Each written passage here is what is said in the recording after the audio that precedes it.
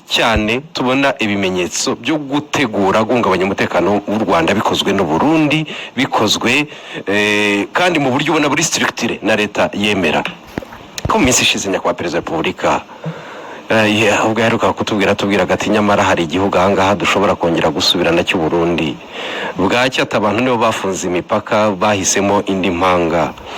Ubu twavuga ko tubanye gute n'u Burundi, ko hagati ya leta y'u Rwanda na leta y'u Burundi tubanye gute duhereye ku byo twe nk'abaturage twibonera abayobozi bo mu gihugu cy'u Burundi batangaza ku Rwanda. Ntabwo tubanye neza n'u Burundi kandi nabyo nikosa ry'u Burundi kandi ngiye kubisobanura. Muribuka ko muri mu matora yo muri Kongo muri kampanye muri 2023 hari imvugo za Perezida Tshisekedi bavuga ko yiteguye gutera u Rwanda, ko yiteguye gutera bombe Kigali, ko atagomba no gushyira n'ingabo ze ku butaka ku Rwanda ni rutoya. Aramonde Skarmushe arabivuga vuga rubanda muri kampanye. Ariko ejo bundi yatangaje ko ngo abatasibe ngo nibo bamubeshye kandi ngo ibyo bintu ngo byo kurasana ngo ntabizi cyane. Bamufatiranye ko ari baramufatiranye ngo umusivili ngo baramubeshye. Ariko ikibazo si icyo ngicyo. Ikibazo nuko yavugiye ku Karubanda ko ashaka gutera igihugu cy'igituranyi. Ntiyagira n'ubimubaza, ntiyagira n'ubikondana. Warabonye ko namahanga atigize abikondana.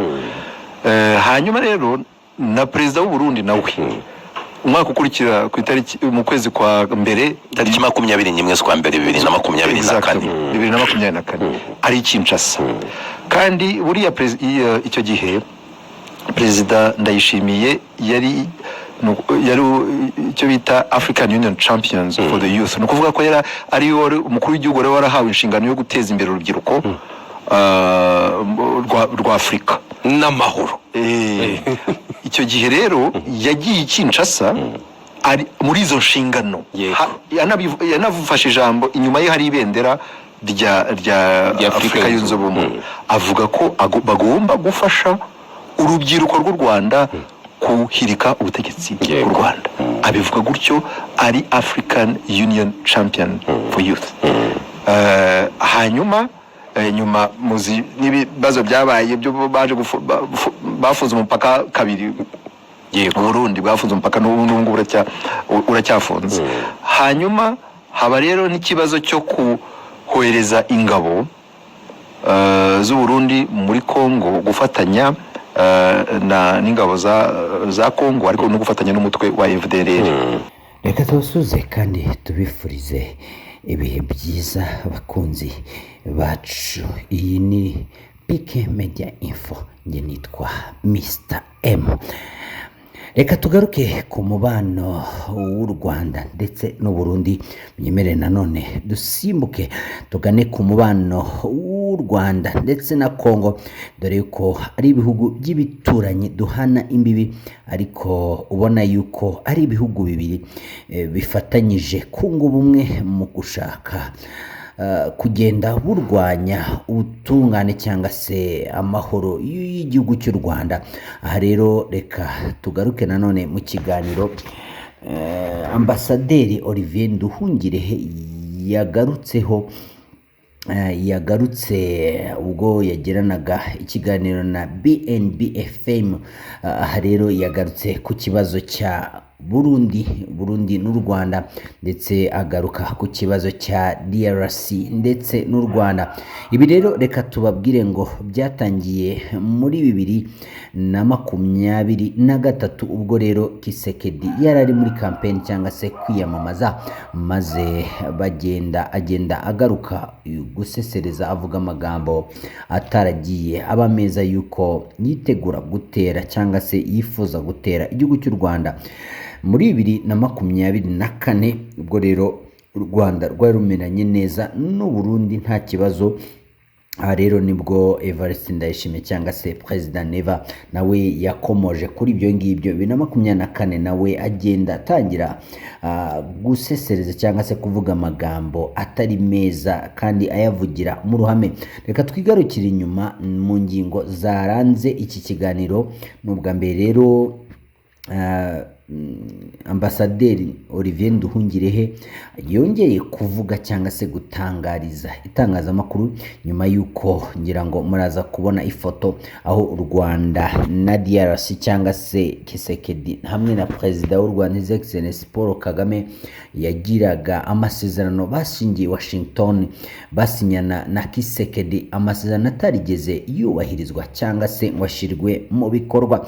Ibi rero byakomeje kugenda biba agateranzamba nikora y'abantu bagomezaga bishima bavuga ngo amahoro agiye guhinda ubwo abagabo bicaranye ndetse bagasinyana, ariko abandi bagenda babigiraho inquiétude cyangwa se bagiraho ikibazo. Aha rero mu by'ukuri umuryango, ndavuga ku Burundi, umuryango mpuzamahanga wa East Africa cyangwa se East Africa, ubuyobozi bwa East Africa ariwe muryango u Rwanda narwo rurimo, wagerageje kugenda wunga, ndavuga ku mubano w'u Burundi n'u Rwanda, ariko bigenda biguma kugorana. Nanone abayobozi b'ubumwe bw'Uburayi, b'ubumwe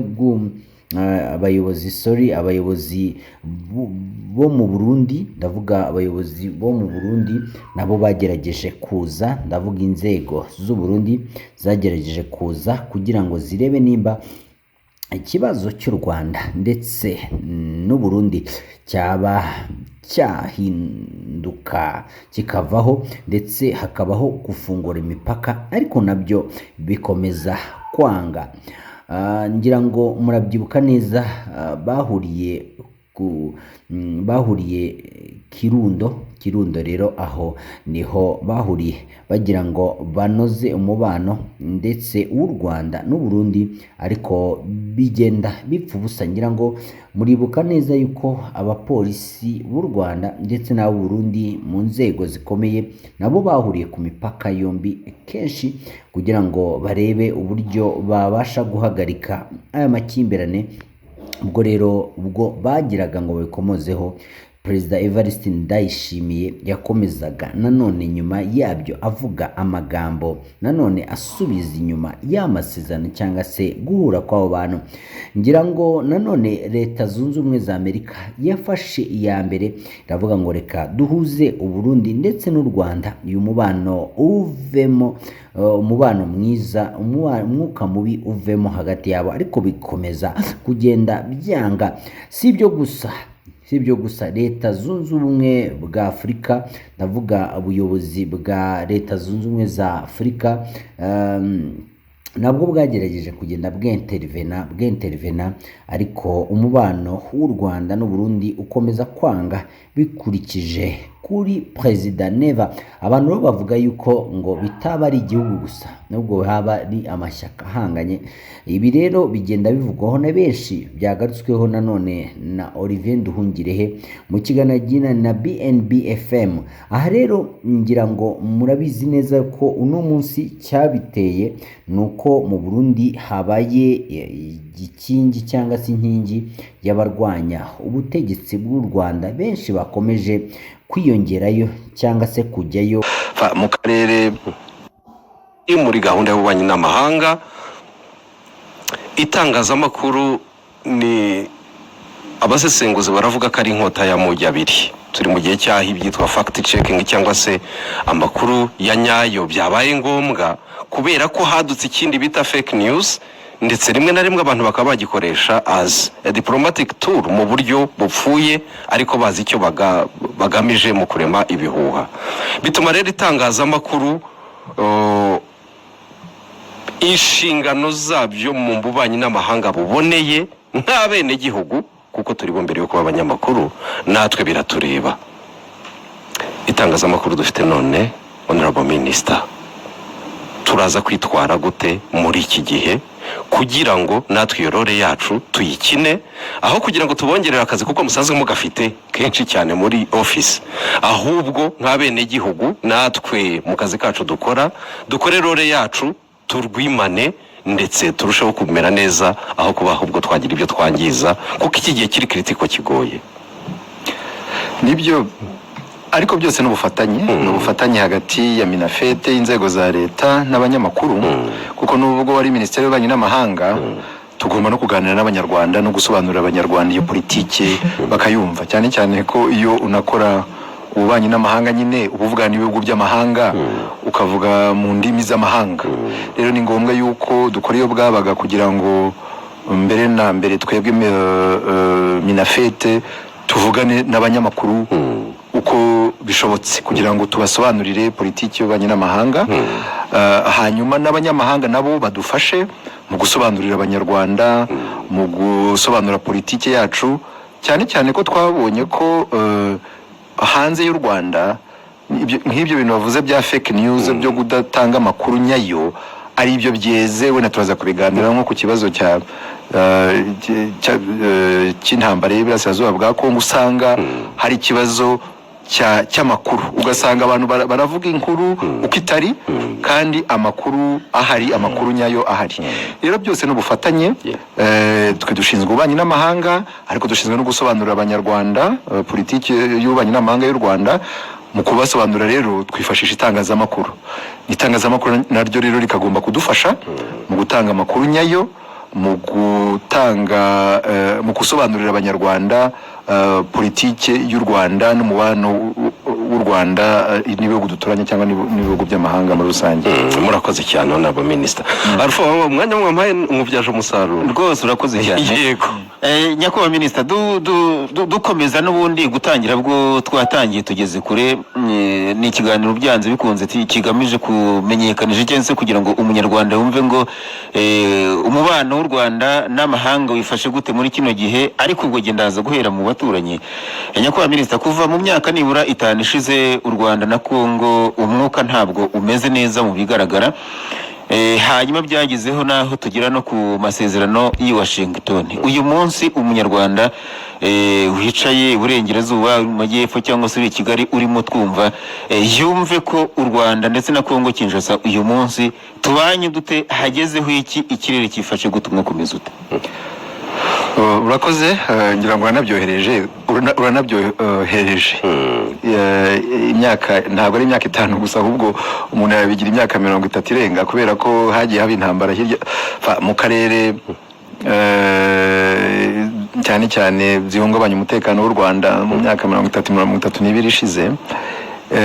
Ariko iki kibazo nk'uko nabibwiraga Jado mu kanya, ni icyo kigaragaza navuga ingufu z'itangazamakuru ritavugisha ukuri. Nta nubwo ari itangazamakuru gusa, ahubwo n'ibihugu by'amahanga bifata iki kibazo cy'intambara y'Iburasirazuba bwa Kongo bikakigira ikibazo cy'u Rwanda, bikakigira ikibazo cyoroshye story bashyiraho ngaho kugira ngo abaturage bumve, kandi ari ikibazo gifite uburemere.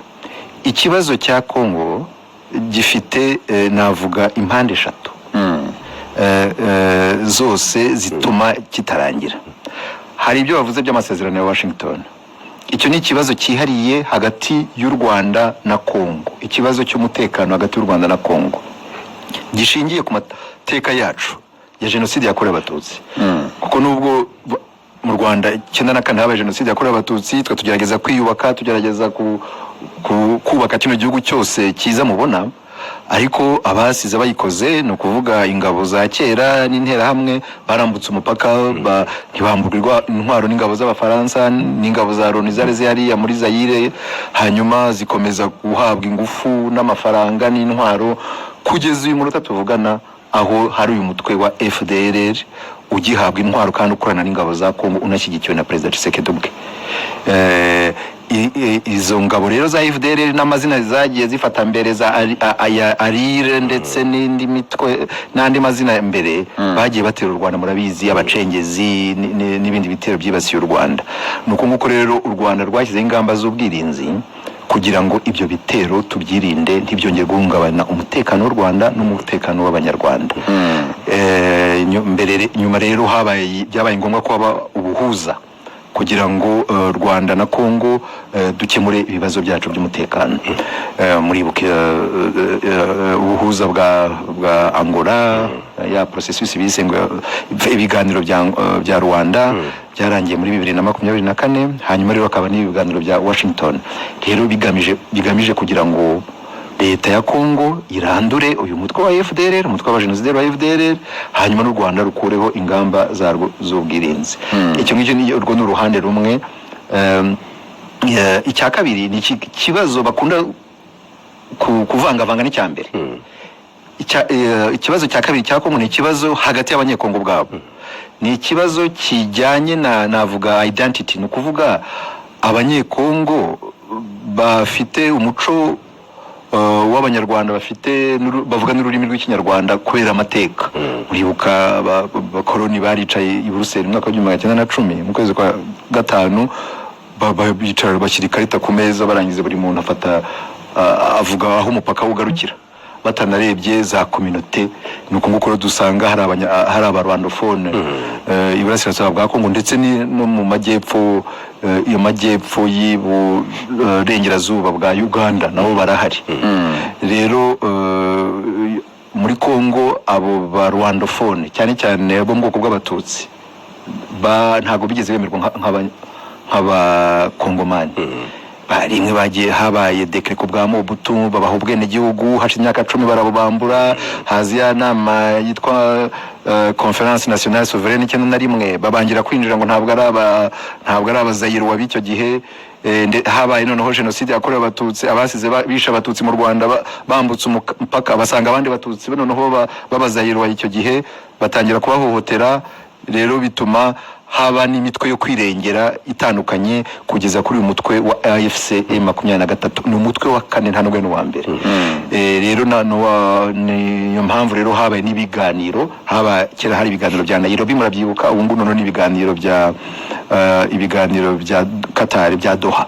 Ubu ngubu byimukiye gato mu Busuwisi kubera intambara y'Iburasirazuba bwo hagati. Ariko icyo hari amasezerano yasingwa, amasezerano rusange, icyo bita framework agreement, arimo nuvuga ama protocol cyangwa se amasezerano yandi 8 agomba gukemura icyo kibazo bagihereye ku mizi. Harimo n'icyo kibazo cyo kwemera abo bakongomani nk'abanyagihugu, ntibahohoterwe, bakareka kwicwa, imvugo z'urwango zigahagarikwa n'ibindi. Icyo ni ikibazo cya kabiri bakunda kuvangavanga n'icya mbere, bavuga ngo u Rwanda ngo rushyikiye M23 ngo kugira ngo rujye kwiyo mabuye ya Kongo. Ni ibyo bya fake news Jado yavugaga. Hanyuma rero hari ikibazo cya gatatu nacyo kigomba kuzakemurwa, kuko ibyo bibazo bibiri bya mbere ntabwo ari ibibazo bizakemura ikibazo cya Kongo gusa. Icya gatatu ni ikibazo cy'imiyoborere muri Kongo kuva ku bwigenge. Usanga hari ibibazo bya ruswa, ibibazo byo kutagira ibikorwa remezo, byo kutagira amavuriro, byo kutagira ibitaro, bituma hari n'imitwe irenga 250 iburasirazuba bwa Kongo. Iyo mitwe yose ntabwo ari M23, nta nubwo na FDLR, harimo n'indi mitwe myinshi. Bivuze rero mwabonye ko hari n'abasenyeri n'abandi banyapolitike muri Kongo bashaka kuba ibiganiro hagati y'abanyakongo. Ibyo bibazo ni ibibazo bitatu bigomba kuzashakirwa umuti. Rero ngira ngo wamaje ku kibazo nabazaga noneho umwuka umuntu yavuga ko uhagaze gute hagati y'u Rwanda na Kongo mu bijyanye no kubana neza nyine n'umuturanyi. Ntabwo uhagaze neza kubera impamvu imwe yuko Repubulika ya Demokarasi ya Kongo ntabwo yubahiriza amasezerano twagizeho umukono. Ahangaha tugomba kumva neza ukuntu ibintu byagenze. Mwumvise hari abakuru b'ibihugu bashyira umukono ku masezerano ya Washington ku itariki ya 4 Ukuboza. Nyuma umujyi wa Uvira ugafatwa ku itariki ya 9 Ukuboza. Mwumvise amagambo yavuzwe haba mu Leta Zunze Ubumwe za Amerika, haba mu binyamakuru bavuga bati amahoro yari yabonetse, amasezerano yari yashyizweho umukono, none M23 n'u Rwanda byishe ayo masezerano. Aho ngaho ni hahandi hari desinformation navugaga, fake news. Kubera ko amasezerano y'amahoro yashyizweho umukono ku itariki ya 27 Kamena umwaka ushize. Abaministre batatu bubanye n'amahanga nahizo umukono na mugenzi wanjye wa Kongo na Marco Rubio wa Leta Zunze Ubumwe za Amerika. Ayo masezerano yavugaga ngo iki? Yaravugaga ngo tugomba gushyira mu bikorwa ya masezerano twiyemeje ya CONOPS, Concept of Operations, yo kugira ngo Congo irandure umutwe wa FDLR n'u Rwanda rukureho ingamba z'ubwirinzi.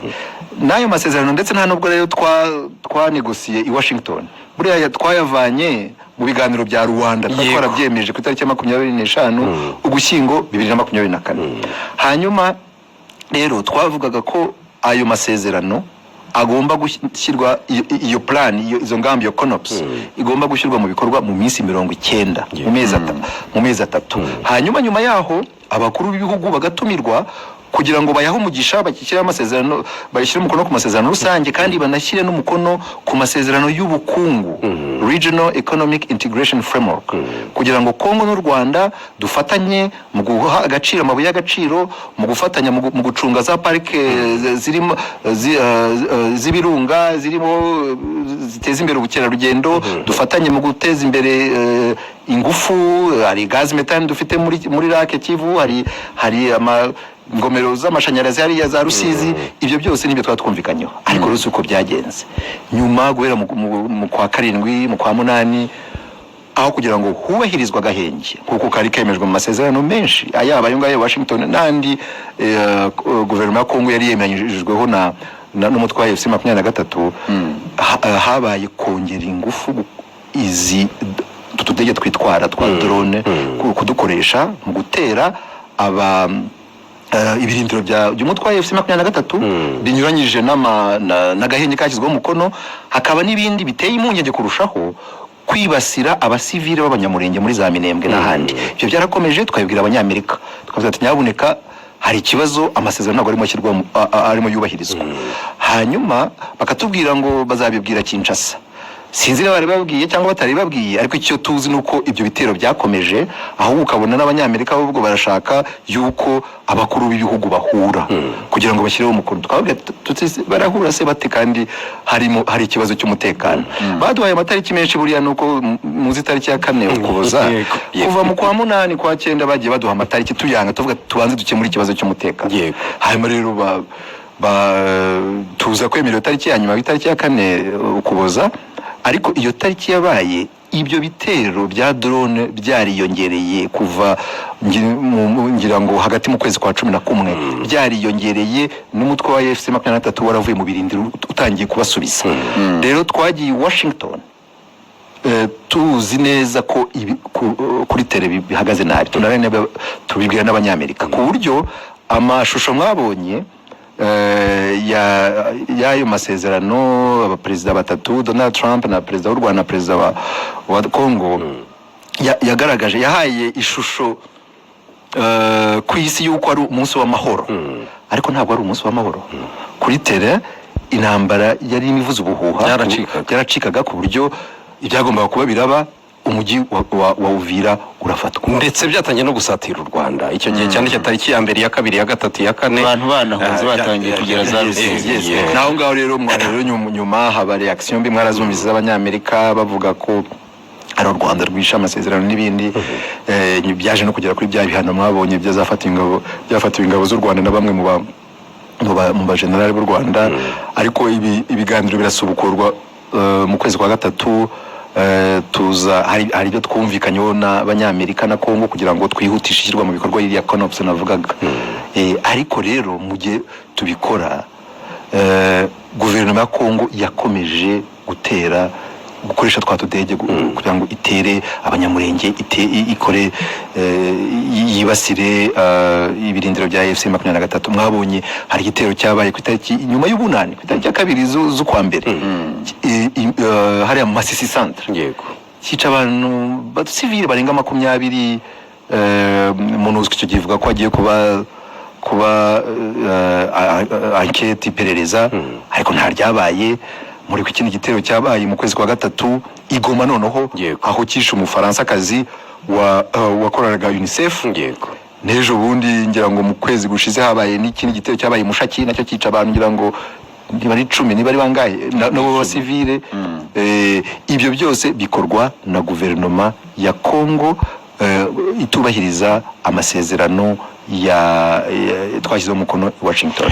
Nyakubahwa Minisita, umuntu akurikiye ibyo muvuga kugera aha by'umwihariko uruhare rwa Leta Zunze Ubumwe za Amerika, umuntu yagira amatsiko yo kwibaza. Nta minsi myinshi ishize Minisiteri y'Ububanyi n'Amahanga ya Leta Zunze Ubumwe za Amerika itangaje ko rwagati mu kwezi kwa karindwi ingamba z'ubwirinzi z'u Rwanda zizavamo, ariko bo bakoresha inyito ingabo. Mu kubasubiza wabonaga ko u Rwanda rusa nkaho rwumvikana n'igice kimwe cy'Amerika ivuga, ariko rukerekana stili ko Kongo nta kintu yigeze ihindura mu nyifato. Ni nabyo wavugaga ko uko Kongo yifataga byakomeje malgré amasezerano atandukanye yagiye asinywa. Nje birantera kwibaza, ese u Rwanda rwo niba ruko bimeze Kongo idahindura uko yifata, ibyo Amerika ivuga bizubahirizwa gute? Bizubahirizwa ntibizubahirizwa? Icya kabiri kikajyana n'ikintu kijya giteza urujijo. Iyo urebye amasezerano atandukanye hagati y'u Rwanda na Kongo, ikirimo kinini no kuvanaho ingamba z'ubwirinzi z'u Rwanda na Kongo gusenya FDLR, ariko urujijo rukaba niki kibanza mu by'ukuri, gusenya FDLR, kuvanaho ingamba z'ubwirinzi z'u Rwanda, ukabona ko Kongo ishaka ko u Rwanda rukora ibyarwo ikaba yiturije. U Rwanda tukibaza, ese twebwe tuzemera nk'abanyarwanda ko icyo twirindaga tuvanaho ubwirinzi bwacu, icyo twirinda kigihari? Bizagenda gute? Sinzi icyo muvuga kuri ibyo bintu byombi. Ubundi iriya CONOPS yari isobanutse y'iminsi 90. Iyo minsi 90 yari igabanyijemo ibyo buri muntu agomba gukora. Izo gahunda zo gutegura uko u Rwanda rwahungabanywa cyane cyane umutekano warwo, nk'abanyamakuru amakuru yabaye menshi nyakubahwa Minisitiri yuko noneho inteko y'ibyo byose yabaye Burundi, Bujumbura, Gitega. Izo ngendo zaba uhereye no ku muhungu wa Habyarimana Gitega ni nyinshi. Ubufatanye bwitwa bwa gisirikare hagati y'u Burundi na Repubulika ya Demokarasi ya Kongo ni byinshi, ariko noneho hagiye gushira imyaka irenga 3 imvugo z'abategetsi bakuru mu gihugu cy'u Burundi ari imvugo zanga u Rwanda, rwose zidahisha ko u Rwanda atari inshuti yabo, zidahisha ko u Rwanda ngo rubateye ikibazo, rudahisha ko u Rwanda ngo rwifuza kubatera, imipaka yarafunzwe. Bigera naho umukuru w'igihugu ati burya no ku Rwanda byakunda, byanasuweme ejo bundi na ambasaderi w'u Burundi mu Bubiligi. Ndetse ni kenshi cyane tubona ibimenyetso byo gutegura guhungabanya umutekano w'u Rwanda bikozwe n'u Burundi, bikozwe kandi mu buryo ubona buri structure na leta yemera. Ko mu minsi ishize nyakubahwa Perezida wa Repubulika ubwo yaheruka kutubwira ati nyamara hari igihugu ahangaha dushobora kongera gusubirana cy'u Burundi. Bwacya ati abantu nibo bafunze imipaka, bahisemo indi mpanga. Ubu twavuga ko tubanye gute n'u Burundi, ko hagati ya leta y'u Rwanda na leta y'u Burundi tubanye gute, duhereye ku byo twe nk'abaturage twibonera abayobozi bo mu gihugu cy'u Burundi batangaza ku Rwanda? Ntabwo tubanye neza n'u Burundi, kandi nabyo ni ikosa ry'u Burundi, kandi ngiye kubisobanura. Muribuka ko mu matora yo muri Kongo muri kampanye muri 2023 hari imvugo za Perezida Tshisekedi avuga ko yiteguye gutera u Rwanda, ko yiteguye gutera bombe Kigali, ko atagomba no gushyira n'ingabo ze ku butaka ko u Rwanda ni rutoya. Aramonde Escarmouche arabivuga ku Karubanda muri kampanye. Ariko ejo bundi yatangaje ko ngo abatasibe ngo nibo bamubeshye, kandi ngo ibyo bintu byo kurasana ngo ntabizi cyane. Bamufatiranye ko ari umusivili, baramufatiranye ngo umusivili ngo baramubeshye. Ariko ikibazo si icyo ngicyo. Ikibazo nuko yavugiye ku Karubanda ko ashaka gutera igihugu cy'igituranyi. Ntiyagira n'ubimubaza, ntiyagira n'ubikondana. Warabonye ko n'amahanga atigeze abikondana. Hanyuma rero na Perezida w'u Burundi nawe umwaka ukurikira ku itariki mu kwezi kwa mbere tariki 21 z'ukwa mbere 2024 ari Kinshasa. Kandi buriya icyo gihe Perezida Ndayishimiye yari icyo bita African Union Champions for the Youth. Ni ukuvuga ko ari umukuru w'igihugu wari warahawe inshingano yo guteza imbere urubyiruko rwa Afurika n'amahoro. Icyo gihe rero yagiye Kinshasa ari muri izo nshingano, yanavufashe ijambo, inyuma ye hari ibendera rya Afurika yunze ubumwe. Avuga ko bagomba gufasha urubyiruko rw'u Rwanda kuhirika ubutegetsi bw'u Rwanda. Abivuga gutyo, ari African Union Champion for Youth. hanyuma nyuma muzi n'ibibazo byabaye byo baje bafunze umupaka kabiri, Burundi bwafunze umupaka n'ubu uracyafunze. Hanyuma haba rero n'ikibazo cyo kohereza ingabo z'u Burundi muri Kongo gufatanya n'ingabo za Kongo, ariko no gufatanya n'umutwe wa FDLR hagamijwe nyine ibyo Perezida Ndayishimiye yavugaga, ibyo yavugiye Kinshasa imbere y'urubyiruko rwa Kinshasa, arangije yohereza ingabo kurwana kugira ngo gufatanya n'umutwe urwanya u Rwanda. Urumva ko birimo ikibazo, kuko nyakubahwa Perezida Paul Kagame yigeze kuvuga ati bagiye bavuga ko bagiye kurwana Red Tabara yiganje mu majyepfo, muri Kivu y'Amajyepfo, atari ko twaje gushiduka abantu bari ku birometero bike bageze muri Kivu y'Amajyaruguru, ahubwo hafi y'u Rwanda. Nibyo rwose bigaragaza ko ibyo bavugaga atari byo. Ntabwo bari bajyanywe na Red Tabara, bari bajyanye no gufasha ingabo za Kongo no gufasha FDLR muri uwo mugambi Perezida Tshisekedi yavuze muri kampanye, n'uwo mugambi Perezida Ndayishimiye nayo yavugiye Kinshasa mu kwezi kwa mbere 2024. Hanyuma rero nyuma y'ifatwa ry'umujyi wa Goma na Bukavu, ingabo za FC23 zimanuka zigana Uvira, abarundi badusabye yuko twabonana kugira ngo tuhoshe tension yari yazamutse. Hanyuma inzego zacu z'umutekano n'iperereza zirabonana, kugira ngo zabonanye nk'inshuro 3 ku mupaka hariya muri umupaka w'u Rwanda n'u Burundi. Mu kwezi kwa 3 barabonanye, bagira ibyo bumvikanaho bigomba gukorwa kugira ngo umubano umere neza, tension zigabanuke hagati y'u Rwanda n'u Burundi. Ariko nyuma yaho byagenze gute? Nyuma yaho Perezida Ndayishimiye yagiye kugira ngo ni kuri BBC, ajya no kuri France 24, mwarabyumvise ashinja u Rwanda ngo turashaka kumutera, ducira n'umugani ngira ngo twibutsa intara ya Kirundo icyo ivuga n'amateka yayo. Bivuze ariho ari kugira ngo niho yarari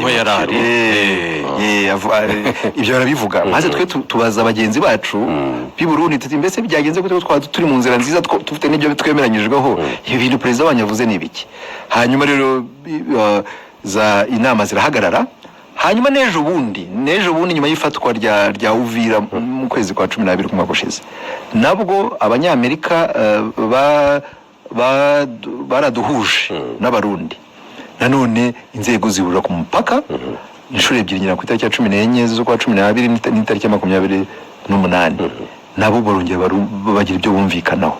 Ariko nyuma ntongeye kumva Perezida Ndayishimiye nawe avuga ibindi. Ikizwi nuko ngubu ingabo z'u Burundi ziracyari muri Kongo, ziracyafatanya n'interahamwe za FDLR, kandi n'uwo mugambi ntaho wigeze uke. Twebwe turabwira abarundi tuti icyo twifuza ni ukubana neza namwe, nta kibazo gihari, tukagira ibiganiro kugira ngo nk'abaturanyi bagize n'uyu muryango wa Afurika y'Iburasirazuba tubane neza, ibibazo tubikemure. Ariko kigaragara nuko nta bushake bari ku rundi ruhande. Hari ikindi ariko ngira ngo muri uwo mujyo nyakubahwa Minisitiri twe nk'Abanyarwanda twibajijeho, ushinzwe ububanyi, Minisitiri w'ububanyi n'amahanga mu gihugu cy'u Burundi, Dr Bizimana barati niho bagira ngo verba volant scripta manent, ni umuntu kise declare mu nyandiko pro FDLR. Ibyo nabyo ntabwo biza kurenzwa ingohe, kandi wareba muri iyo raporoshoma muri uwo muryango rwose bivuga ko ubu cyane cyane mu miyoborere ya FDLR muvoma ziri i Bujumbura zaba zinarenze izari muri Eastern DRC, k'abayobozi bose bibera i Burundi cyane cyane mu gice cya FDLR ikaba yarabaye nka wari umusedikota yabo. Muri uwo mujyo nyakubahwa Minisitiri, twe turifuza kuza kuganira, u Rwanda rurahurizayo n'abarundi, abantu barimo gutegura wa mugambi nyine wo kugaragaza ko ubutegetsi bwo mu Rwanda bubabangamiye bwavaho, haba mu mvugo ndetse no mu ngiro, n'ubushake bw'u Rwanda bw'uko Abanyarwanda n'abarundi abantu tuganira cyangwa se tukavugana nta musemuzi turi hagati, twasubira mu bihe nk'ibyo ngibyo. Turahurizayo politike zombi kubona zisa n'izihabanye rwose. Twebwe tuganira n'ibihugu, ntabwo tuganira n'abantu. Ibyo bavuze bya Minisitiri w'Ububanyi n'Amahanga yabivuze ataraba Minisitiri mu nyandiko yagiye atangaza ku rubuga rwa X ntabwo byagaragaza ko ashyigikiye FDL ariko ubu ngubu ni minisitiri w'ububanyi n'amahanga ntabwo izo nyandiko wenda mu nyandiko ntabwo ndongera kuzibona ariko icyangombwa ni uko twebwe nk'igihugu twaganira n'igihugu cy'u Burundi nka guverinoma y'u Burundi kuko uko byagenda kose ntabwo ufite inyungu mu gukomeza kwibasira u Rwanda no gushyigikira umutwe wa FDLR haba mu iburasirazuba bwa Kongo haba gushaka kubashyigikira ku rwego urwo ari rwo rwose babikorera i Bujumbura babikorera n'ahandi icyangombwa ni uko amahoro ahinda mu karere kandi kugira ngo bizabe nuko Burundi nabwo bugira ubushake bwo kumva ko tugomba kugana mu nzira y'amahoro. Ikintu usubije Jado